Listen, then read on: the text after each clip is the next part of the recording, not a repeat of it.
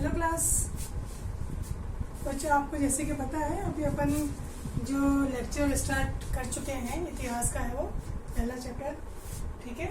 और इसमें हम जो अध्ययन कर रहे हैं वो मौर्य वंश के बारे में, और हमने जो अध्ययन किया है उसमें मौर्य वंश की स्थापना किन परिस्थितियों में हुई, उसके पहले वहाँ पे कौन से वंश का शासन था, फिर मौर्य वंश का जो प्रथम स्थापना के रूप में जिस राजा का नाम आता है चंद्रगुप्त मौर्य, ठीक है। चाणक्य के बारे में हमने पढ़ा, फिर चंद्रगुप्त मौर्य के बाद उसका बेटा बिंदुसार और बिंदुसार का पुत्र अशोक। तो अशोक का भी हम जो है उसके बारे में अध्ययन कर चुके हैं। फिर हम देखते हैं कि सम्राट अशोक ने जो अपना धर्म स्थापित किया था, उस धर्म का अर्थ क्या है कि मनुष्यों में जो नैतिक आदर्श हैं, आदर्शों का प्रतिपादन करने के लिए, मतलब उनमें एक आदर्श स्थिति को लाने के लिए उसने जिस सिद्धांतों का प्रतिपादन किया वो उसके धर्म कहते हैं। तो ये धर्म जो है इसके लिए आपको बुक में जो है ध्यान रखना है, अंडरलाइन करना है कि अशोक ने मनुष्य की नैतिक उन्नति के लिए जिन आदर्शों का प्रतिपादन किया उसे धर्म कहा गया, ये अर्थ आ जाता है इसका। फिर ये जो धर्म है इसके लिए उसने जो कुछ बातें कही कि भाई पाप कर्म से निवृत्ति होना चाहिए, विश्व कल्याण की भावना होनी चाहिए, दान करने का, दया करने का, सत्य और कर्म शुद्धि क्या होती है धर्म, ठीक है।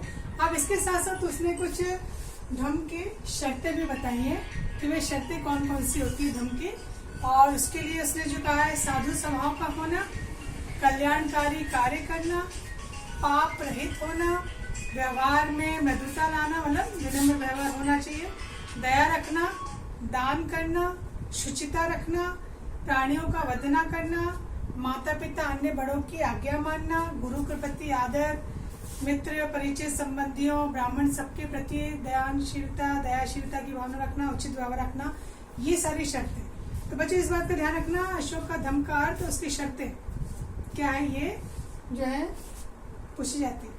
अब ये जो अशोक है आप सबको पता है कि इसने बौद्ध धर्म जो है अपना लिया था, तो इसकी जो आस्था थी बुद्ध के त्रिरत्नों में थी। बुद्ध के त्रिरत्न बुद्ध, धम्म और संघ, इसके ऊपर इसकी गहरी आस्था थी। अब ये जो अशोक है इसने अपने जो आदेश हैं बहुत सारी जगह पे लिखवाए थे, इससे स्तंभ लेख, बड़े बड़े जो स्तंभ होते हैं, ठीक है, उस पे इसने अपने जो है निर्देश या आदेश जो है वो लिखवाए गए। कहीं कहीं गुहा लेख होते हैं उनमें यहाँ पर इसके मिले हैं, अभिलेख के माध्यम से भी जो है, लघु शिलालेख के माध्यम से, और ये अलग अलग लिपि जो है उसमें पाए गए। तो बहुत सारी लिपियाँ हैं, खरोष्ठी लिपि है जिसमें इसके जो है आदेश मिले हैं। कई लिपियों को तो अभी भी पढ़ा नहीं जा सका है, तो उसके लिए जो लोग होते हैं लिपि को पढ़ने के लिए, इतिहासकार जो हैं जो इनका अध्ययन करते हैं वो पता लगाने का प्रयास करते हैं। अगर कहीं कोई खुदाई में कोई चीज़ मिलती है या कोई पुराने लेख मिलते हैं कि वही किस राजा के समय के हैं, उस लिपि का वो अध्ययन करते हैं, उससे वो नए शब्द निकालने का प्रयास करते हैं, तो ये वहाँ पर है।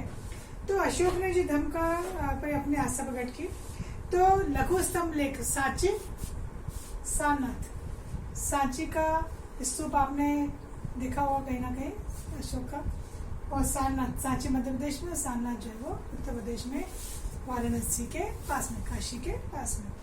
तो यहाँ पर इसने अशोक ने जो आदेश दिया था कि संघ में जो फूट डालने वाले जो लोग होते हैं, भिक्षु, उस समय जो बौद्ध धर्म में जो होते थे भिक्षु भिक्षुणियाँ, उनको कहा कि इन सबको संघ से क्या कर दो, निकाल दो बाहर, बहिष्कार कर दिया, बहिष्कृत इनको कर दिया गया। और इसने एक आज्ञा ये भी जारी की थी कि यज्ञ के लिए किसी भी पशु का वध न किया जाए, यज्ञ के लिए पशुओं का वध से मना किया। कहते हैं सम्राट अशोक वो था शासक जिसने शिकार, आखेट पर प्रतिबंध लगाया था, क्योंकि पहले जो यात्राएं की जाती थी राजाओं के द्वारा, आपने पढ़ा होगा राजा शिकार पे निकला करते थे, तो ये विहार यात्राएं कहलाती थी, वनों में जाते थे शिकार करने के लिए।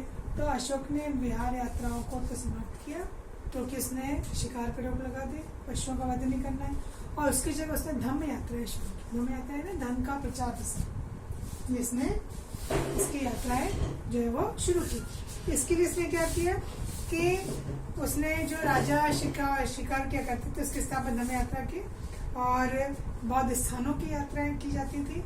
ब्राह्मणों को, जो वृद्धजन हैं, मतलब अपनी जनता का बंधन रखा, उनको दान दिया करते थे, स्वर्ण का दान। फिर आता है अनुसंधान। क्या है अनुसंधान? में धर्म से जुड़ा हुआ है कि वो अपने राज्य के कर्मचारियों को, ठीक है, और कुछ जो धर्म है, धार्मिक जो लोग थे, उनको धर्म का प्रचार करने के लिए भेजा करता था। हर 5वें वर्ष में धर्म प्रचार के लिए भेजा जाता था। तो इसलिए उनके लेखों को क्या कहा जाता था? अनुसंधान।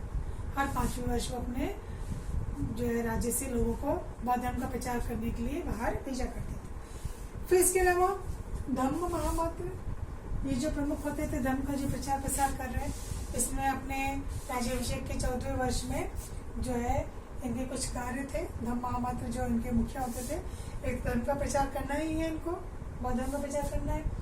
फिर लोगों को कल्याणकारी कार्य करने के लिए, दान करने के लिए प्रेरित करना है कि आप कल्याणकारी कार्य करो, जनता के लिए दान धर्म के काम करो। फिर जो कारावास में कैदी हुआ करते थे, उन कैदियों की सजा को भी इसने कम करवाया। कई कैदियों को मुक्त भी कराया इसने, ठीक है। कैदियों के परिवारों को आर्थिक सहायता दी ताकि वो अपना जीवन जो है अच्छे से गुजर बसर कर ले। तो उनकी सजा को कम भी करना, उनको मुक्त करना, उनके परिवार को आर्थिक सहायता देना, तो ये सब अशोक ने अपने राजपाट के दौरान किया। फिर अभी हम बात करते हैं अभिलेख की। तो अभिलेखों के माध्यम से राजा क्या है कि अपने प्रजा को संबोधित किया करता था। पहले जनता तक बात पहुंचाने के अभिलेखों में बहुत सारे तरीके थे।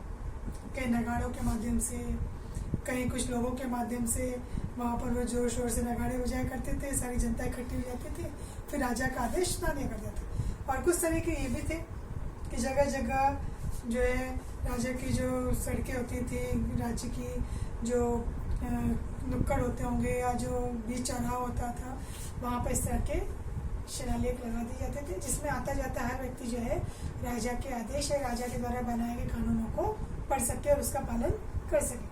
तो सब लोगों तक ये बात जो है वो आराम से पहुँच जाती थी। अब ये राजा ने, अशोक ने जो अपने अभिलेख लिखे, इसको लिखने की प्रेरणा इसको ईरान के राजा से मिली थी। ईरान के राजा के वहाँ उसने इस तरह से देखा था दारा, तो वहाँ से इसको प्रेरणा मिली अभिलेख लिखने की।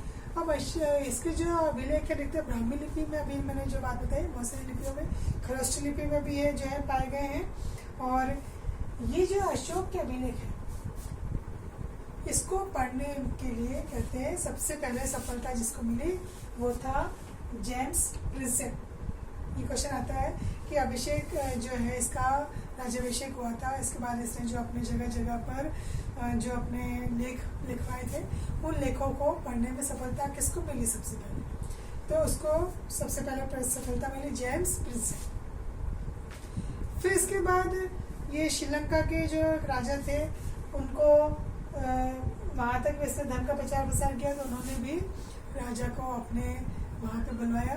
तो सम्राट अशोक ने क्या किया, अपने पुत्र पुत्री को, जो इनका पुत्र था महेंद्र और पुत्री संघमित्रा, इनको बोधि वृक्ष जिसके नीचे बुद्ध को ज्ञान मिला था, उस बोधि वृक्ष का भाग लेकर के और उसको श्रीलंका भिजवाया था। तो ताम्रपर्णी समय श्रीलंका का नाम कि राजा तिस्स ने अशोक से प्रभावित होकर के देवनागरी की उपाधि धारण की और उसने अशोक को आमंत्रित भी किया। अशोक का पुत्र महेंद्र बोधि वृक्ष का एक भाग लेकर के वहाँ पहुँचा और कहते हैं जब ये बुद्ध धर्म के या बौद्ध धर्म का प्रचार करने के लिए पुत्र गया, तब से श्रीलंका में बौद्ध धर्म का प्रचार की शुरुआत मानी जाती है कि वहाँ से आरंभ हुआ। और फिर अशोक के लिए कहा जाता है कि इसने 40 वर्ष तक शासन करने के बाद फिर इसकी मृत्यु हो गई थी। तो ये महान अशोक जो है इसके बारे में है। और कहते हैं कि अशोक के बाद फिर जो बाकी उत्तराधिकारी हुए मौर्य वंश के, वो इतने प्रभावशाली नहीं रहे। तो धीरे धीरे क्या हुआ कि उनके वंश का पतन होना शुरू हो गया। तो अगले लेक्चर में अपन देखेंगे बच्चों अशोक के उत्तराधिकारी, उनका पतन कैसे हुआ, क्या हुआ इनके वंश का। और फिर हम देखेंगे ये जो पूरा मौर्य वंश है, इसकी प्रशासनिक व्यवस्था क्या थी, जिससे अभी अपन वर्तमान में देखते हैं केंद्र सरकार होती है, राज्य सरकारें होती है, स्थानीय सरकारें होती हैं। तो ऐसे उस समय भी ये शासन की व्यवस्था थी। इसके अलावा सैन्य व्यवस्था क्या थी, कितनी सेना थी, किसके पास में, सेना का स्वरूप क्या था। फिर न्याय व्यवस्था क्या थी, जैसे अभी अपन देखते हैं कई तरह के न्यायालय होते हैं, तो उस समय भी न्याय व्यवस्था क्या थी, अलग अलग मामलों के लिए अलग अलग तरह के न्यायालय थे। फिर वहाँ पे समाज की क्या स्थिति थी, महिलाओं की क्या स्थिति थी, वो सब चर्चा हम अगले इसमें करें। तो आज हमने अशोक के धर्म के बारे में इसमें अध्ययन किया।